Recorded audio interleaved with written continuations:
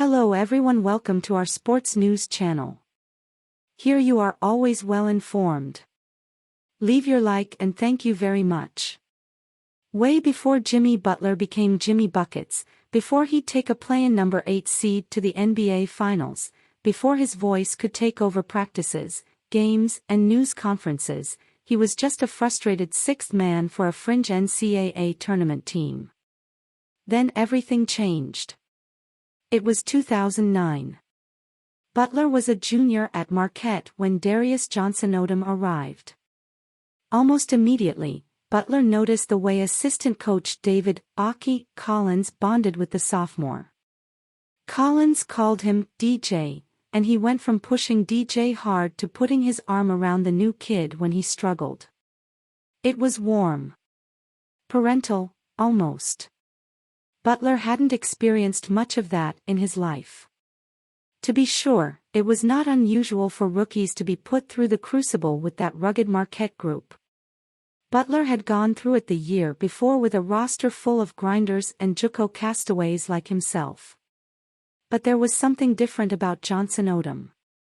When his teammate would struggle at the brutal 5:30 a.m. practices, hands on hips as Butler powered the Golden Eagles through a series of full-court runs they called 22s, Collins would swoop in with a pep talk or a kick in the butt. Butler noticed every time. "You guys seem like family," Butler would say. He'd pause for a moment and smile. "So how do I get in the family?" Both of them would laugh and shake their head. "You're not in the family yet, Jimmy," they'd say. They'd joke around about it every day. But there was a twinge of pain underneath Butler's ribbing. By that point, Butler was on okay terms with what he's described as a difficult upbringing. Neither of his parents were present for large chunks of time. He ended up bouncing around living situations in the Houston area before heading off to Tyler Junior College for his freshman year. When he arrived at Marquette as a sophomore, he entered into the most stable 3-year period he'd ever had. He didn't talk much about his background, he didn't have to. "You don't need to know how he grew up," Johnson-Odom says. "You can feel it when you're around him." But it wasn't family yet for him at Marquette. Butler's first year in Milwaukee in 2008 to 2009 was bumpy. He couldn't get on the court early in the season, but eventually, through his willingness to bang the boards and defend with a vengeance, he carved out a role as a sixth man, averaging more rebounds, 3.9, than shot attempts, 3.1. The next year, top recruit Johnson-Odom arrived at the same time that Butler, now a junior, had been asked to take a leap forward.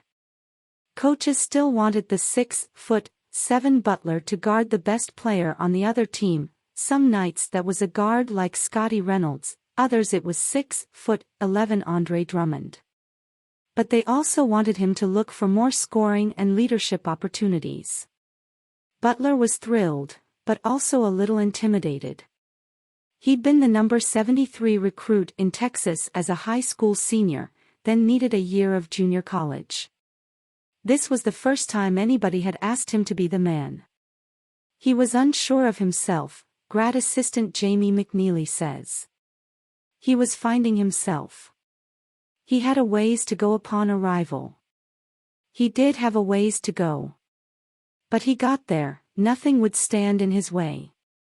And where he has gone over the past 15 years is almost without precedent. An unrecruited 4-year American college player who used to not score but now is known as Jimmy Buckets.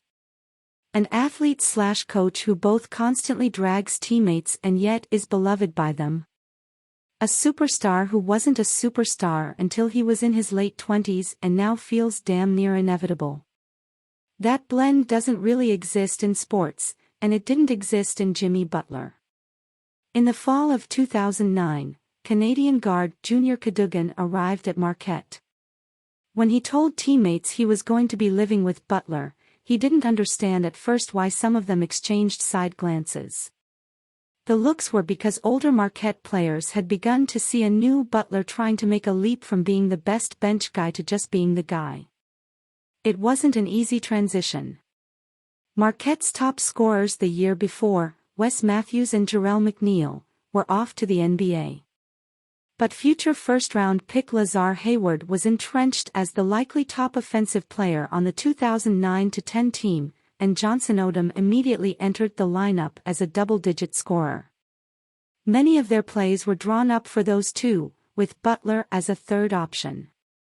He would have to do all the rebounding and find points in the couch cushions of the Marquette offense.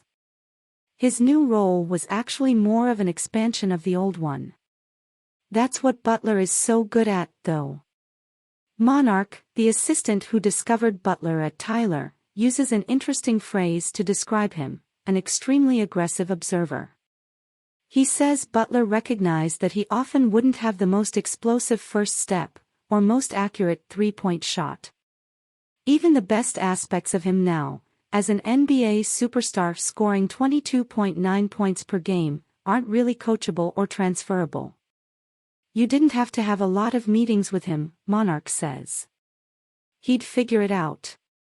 He was going to figure out that he was going to score in transition and on offensive rebounds. Cadogan tore his Achilles almost immediately, so he watched from the sideline as Butler started to put the screws to his teammates. The team motto was, "Grind together, shine together," and that preseason was all the grind with none of the shine, with Butler being a non-stop voice in everybody's ears. As the season got closer, Butler amped up what teammates had already been seeing in off-season workouts. Butler declined an interview request for this story. But in interviews with 7 former players and coaches from that season, they describe what sounds a lot like the origin story of the guy who'd eventually take over a Minnesota Timberwolves practice 10 years later, telling his teammates he'd beat them with the third stringers, and did, as he yelled at coach Tom Thibodeau, "UFNG need me. You can't win without me." In preseason practices that fall, Butler was relentless. During full-court sprints, Marquette players would be partnered up with a few other teammates and take turns doing timed runs.